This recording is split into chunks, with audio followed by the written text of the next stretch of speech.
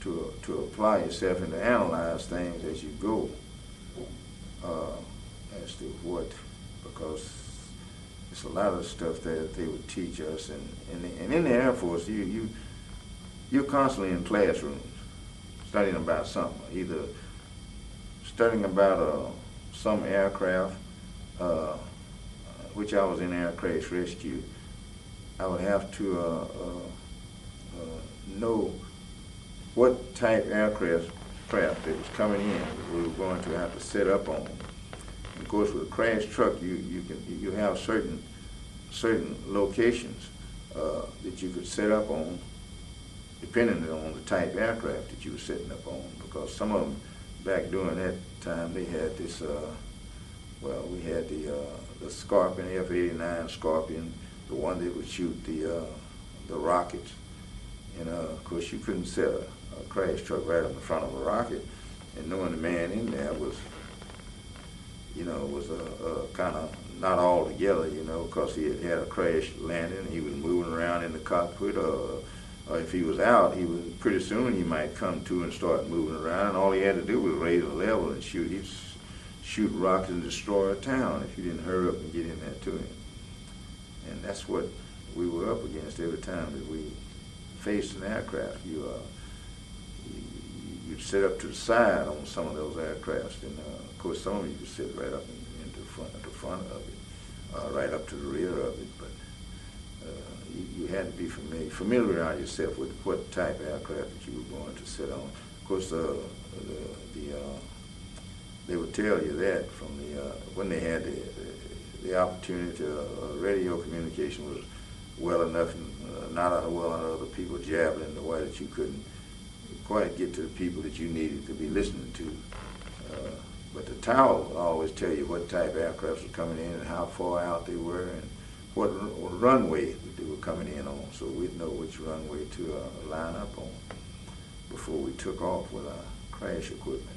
So you knew how to keep it cool, you knew how to deal with these emergencies, you knew that, you had to sit back and analyze the situation, and that served you in other areas too. They in fact, they would teach you that, and they would, we had guys that would enforce that.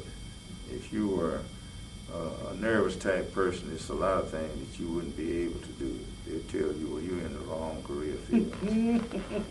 Well, I'm a little too tight for this. Yeah, because if you get nervous or scary and was,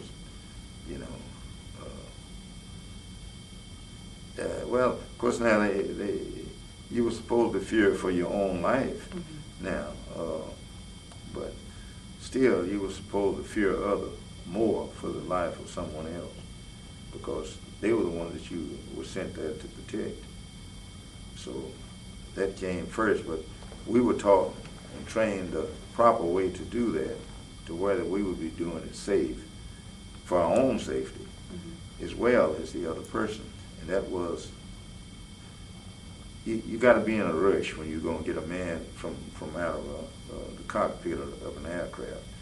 And the canopy and all is still on there. You got to get that canopy up and get in there and get that that cartridge that was sitting in the deal that's on to the right, coming down from his helmet there. We had to cut that level, cut that cord in two, and move it over from one side to the other, so that the effects of that explosion wouldn't, when he pulled that pin, that charge would not go down and explode the thing to where it would blow him out, inject him out of the seat. And that's all it is. Anytime they inject themselves, it's an explosion that's created there, kind of like a piston in an automobile. Every time that valve lets a little, and then your spark plug puts that spark there, that creates that explosion. And that's what happens while we're driving these cars. They seem to be moving so smooth. They're not. It's just a line of explosions. It's what's taking place to make that camshaft move. Okay.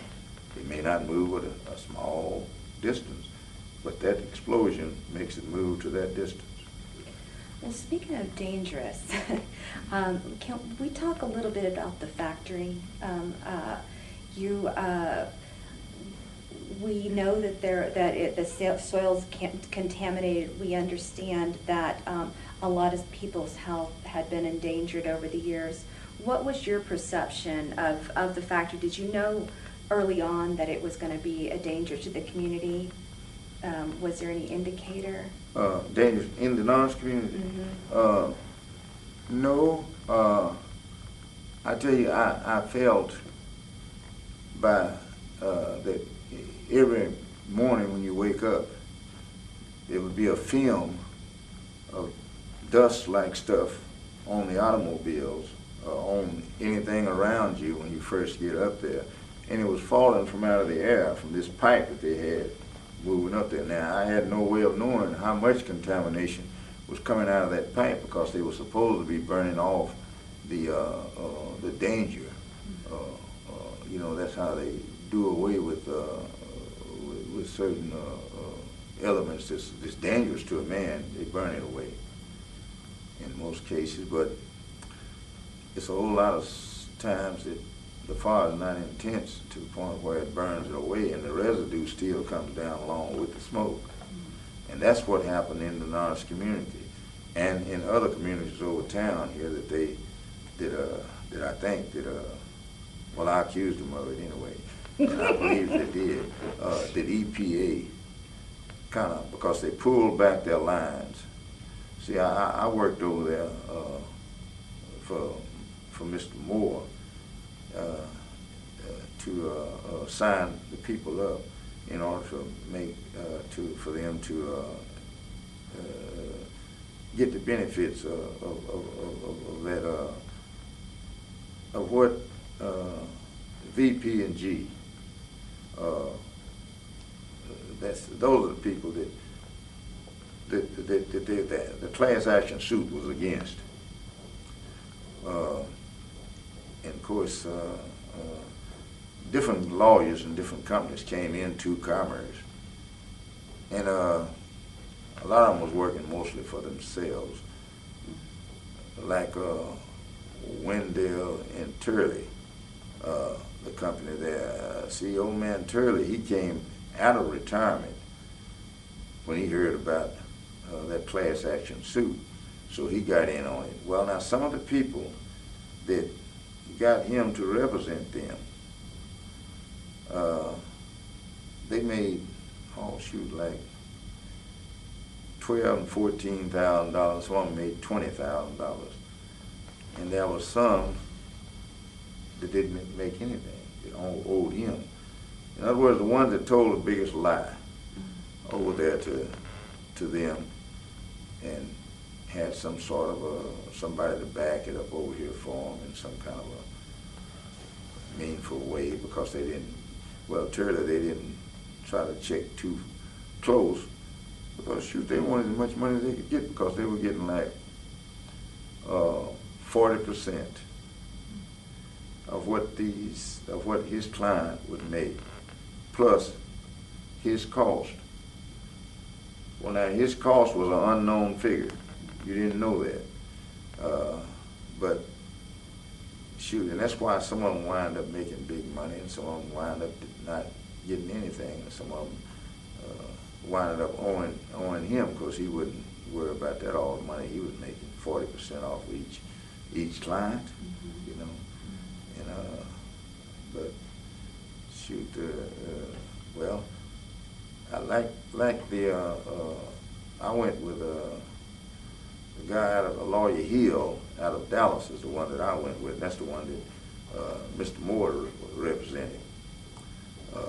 And we filed with VP and G, and that's what they gave us. Now the railroad, that was another class action suit that